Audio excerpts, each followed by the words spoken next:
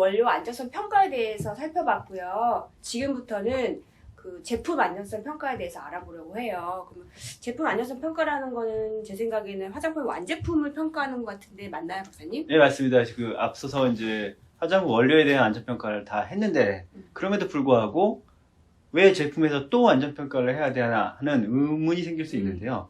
여러 가지 이유가 있습니다. 그것들을 하나하나 살펴볼 필요가 있습니다. 그런 이유는 뭘까요, 박사님? 예, 여러 가지가 있을 수 있는데, 제일 중요한 건, 예를 들어 설명하면 중금속일 것 같습니다. 앞서서 화장품 원료에서 중금속을 잘 관리하면 되는데, 제품에서 가지고 있는 어떤 기준 규격이 원료에 모두 적용이 되면 사실상 제품에서 중금속을 다시 살펴볼 필요는 없습니다. 예를 들어 모든 원료에서 제품하고 동일하게 20ppm이라는 중금속 기준을 갖고 있다면 어떤 원료가 다 합쳐져도 결국 20ppm이 넘을 수가 없어요. 그렇기 때문에 제품에 다시 보지 않아도 되지만 화장품의 원료의 특성상 어떠한 성분들은 중금속이 많이 들어있는 성분들이 있을 수 있습니다. 예를 들어 색소 같은 것들. 색소를 제품하고 똑같은 기준으로 중금속을 관리하는 건 사실상 좀 어렵고요. 그런데 어렵지만 우리가 안전에 대해서 걱정을 크게 안 하셔도 되는 건 색소는 화장품에서 아주 미량이 사용이 됩니다.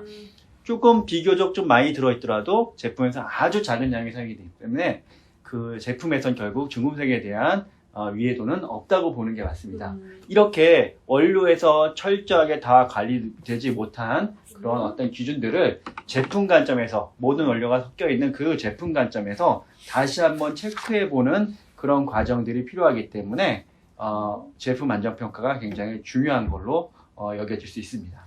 아, 그렇군요. 그러면 또 다른 이유는 또 있을까요? 네, 있습니다. 이제 화장품 원료에 각각적으로 다 안전평가를 하더라도 결국은 또 한 번 그 모든 화장품 원료들이 섞여 있는 상태, 즉 제품 상태에서 평가해야 되는 것들이 몇 가지가 있습니다. 가장 쉽게 생각할 수 있는 게 안정성입니다. 그리고 또 이제 안정성인데 안정성은 뭐냐면 제품이 내가 사용하는 동안 색, 형태, 외형 등 이런 것들이 그대로 잘 유지되는지를 평가하는 겁니다. 이거는 생각해봐도 원료 자체로는 못하겠죠. 당연히 다 섞여 있는 그 상태로 해야 되는 거고요. 또 진짜 중요한 것 중에 하나가 화장품은 사람들이 제일 중요한 요소가 뭐냐 하면 보존력을 잘 갖고 있는지가 제일 중요합니다. 보존력이 뭐냐 하면 미생물이 오염이 됐을 때 스스로 제품을 잘 보호하는 능력인데 이 보존력이라는 것은 보존제가 잘 들어가서 관리를 잘 하겠지만 그 보존제가 다른 화장품 성분과 섞였을 때 우리가 설계한 대로 그 보존제가 충분히 능력을 가지는지 확인하는 과정이 필요하고요. 이거는 이러한 안전성뿐만 아니라 효능에서도 굉장히 중요한 문제가 됩니다. 그리고 또 이제 중요한 것 중에 하나가 우리가 화장품의 내용물이라고 하죠. 그 원료들이 조합되어 있는 그런 내용물들이 어디다 담죠? 화장품 용기에 담죠. 예, 용기는 대부분 플라스틱이나 유리 같은 것들인데 경우에 따라서는 그 내용물의 상태에 따라서 원료가 아니라 그 내용물의 상태에 따라서 그 용기에 있는 우리가 원하지 않은 물질들이 내용물 쪽으로 건너올 수가 있습니다. 이걸 마이그레이션이라고 하는데 이런 것들도 좀 종합적으로 평가를 해야 되기 때문에 제품 안전 평가라는 것을 하게 됩니다. 그럼 제가 늘 궁금했던 게 안전성과 안정성이었는데 네. 박사님 말씀대로라면 안전성은 우리 몸에 해가 끼치는 여부를 평가하는 거고 네. 안정성은 제품이 계속 유지될 수 있는 보존을 이해도 되나요? 예, 맞습니다. 그런데 안정성은 제품 자체가 색이나 형태나 여러 것들이 변하지 않는 그러한 상태를 말하는 거고요. 영어로 하면 스테빌리티가 되고요. 안전성은 인체에 해를 주느냐 안 주냐인데 사실 안정성은 안전성과 굉장하게 밀접하게 연결되어 있습니다. 왜냐하면 안정성이 없어서 제품의 형태가 깨진다든지 여러 가지 일이 발생하면 아까 말했던 화장품에서 보존력이 굉장히 중요한데 그 보존력을 충분히 발휘하지 못하게 됩니다. 그리고 어떻게 제품이 이상이 생겨서 문제가 생기면 가장 먼저 안정성이라는 부분, 색깔이나 향이 변하는 걸로 나타나기 때문에 안정성과 안전성은 긴밀한 관계가 있다고 보시면 될 것 같습니다. 그러면 이제까지 제품 안전 평가가 왜 필요한지에 대해서 이유에 대해 설명을 해주셨는데요. 이제 구체적으로 제품 안전 평가 내용에 대해서 좀 설명해 주시겠어요? 네. 제품 안전 평가는 앞에서 원료 안전평가에서 했었지만 한 번 더 해야 되는 것 중에 제일 중요한 거는 내가 의도적으로 넣은 성분, 그 전성분 표현된 그 성분들이 내가 사용하는 방법과 여러 가지 형태로 보였을 때 내 몸에 얼마만큼 발라지는지 계산할 수가 있습니다.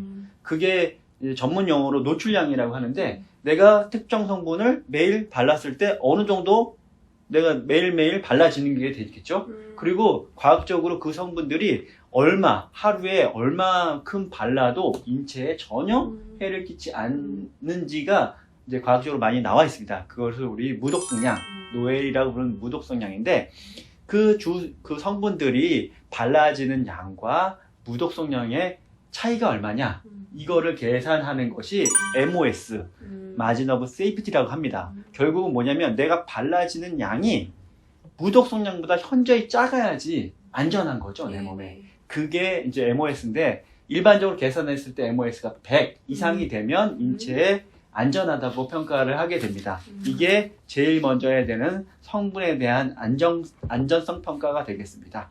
그리고 그 외에도 그 성분들, 내가 넣은 성분 중에 보존제도 들어가 있고 색소도 들어가 있고 살균 보존제, 색소, 그리고 자외선차단 이런 거 들어가 있잖아요.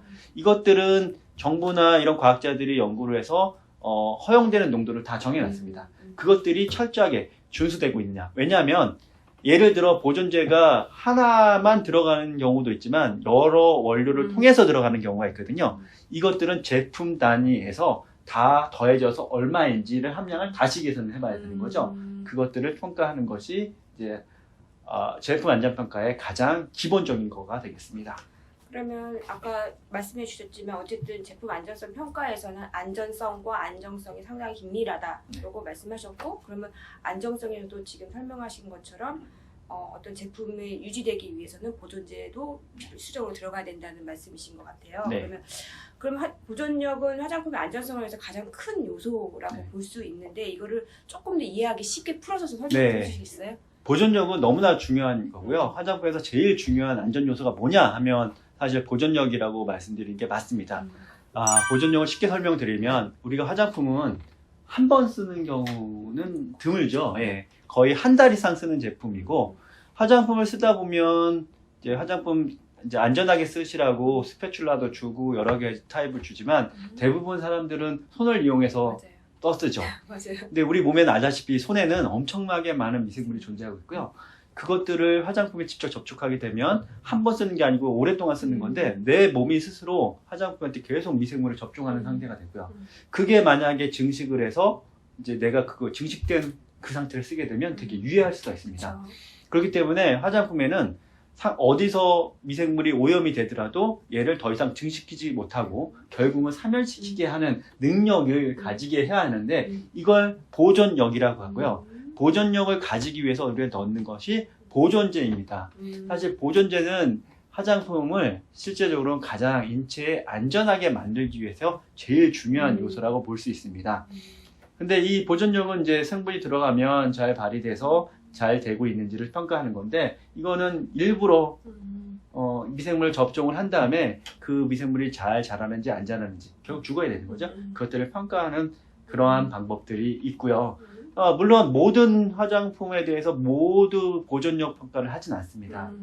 경우에 따라는 안 할 수도 있는데요. 과거의 경험으로 이 제품 형태와 포뮬라에서 이런 보존제 쓸 때 보존력을 충분히 가지고 있다라고 과학자들이 평가를 하면 안 할 수도 있고요. 또 스스로 그 제형에서 보존력을 가지는 제품도 있습니다. 예를 들어서 지금 그런 제품은 없겠지만 에탄올이 많이 들어있는 남성 스킨이었다.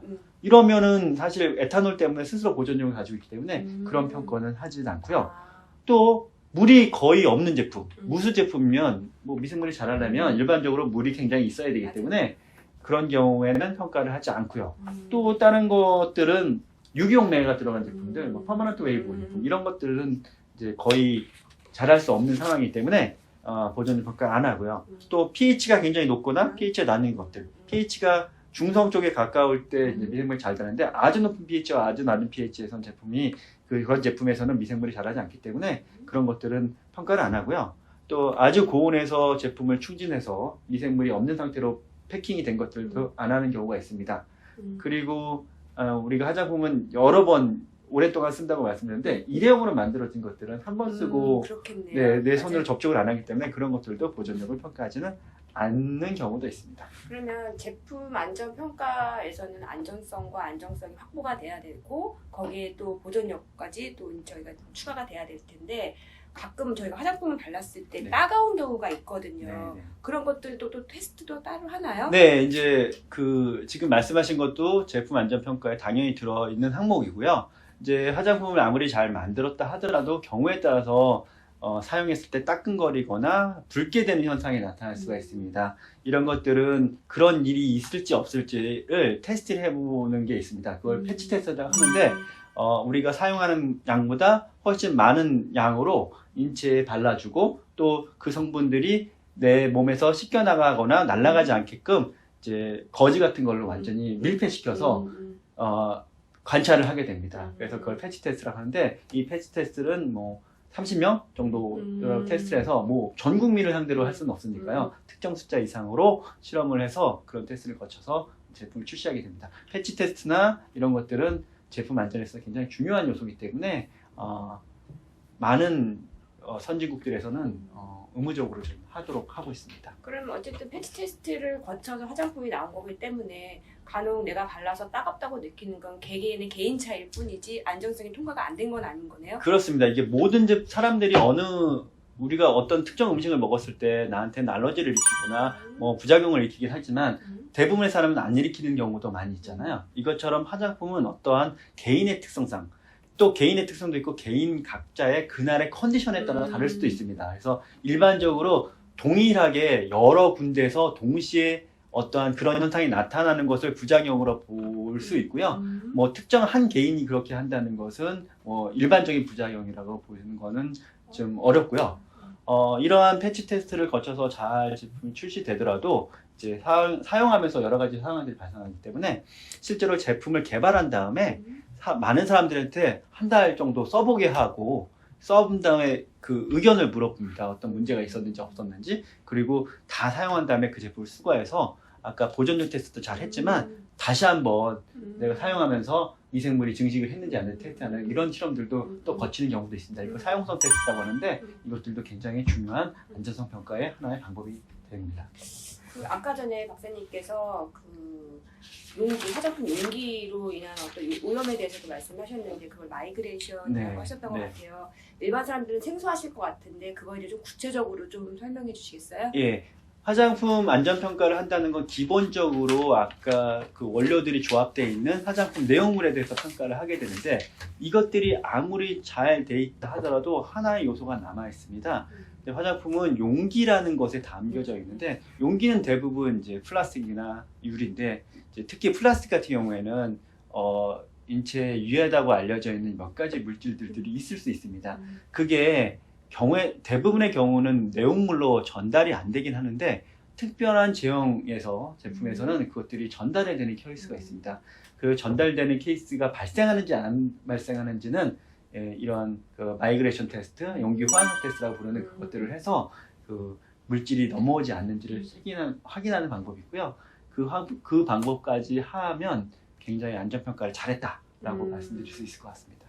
그러면 이제 결론적으로 말씀드리면 박사님 말씀을 다시 정리를 하자면 결국 제품 안정성 평가라는 거는 이런 전문가들이 지금 앞서 얘기한 여러 가지 평가들을 종합해서 이것들이 우리 인체에 유해할 가능성이 없다라고 판정이 됐을 때 안정성 평가가 통과되는 거네요? 그렇습니다. 전문가들이 이런 모든 평가를 해서 결국 이 제품이 시장에 출시되고 소비자가 썼을 때 합리적인 판단을 해봤을 때 인체에 유해를 줄 가능성이 현저하게 없거나 낮다라고 판단했을 때 제품을 출시할 수 있고요. 제품 안전평가가 끝났다고 말씀드릴 수 있습니다. 알겠습니다.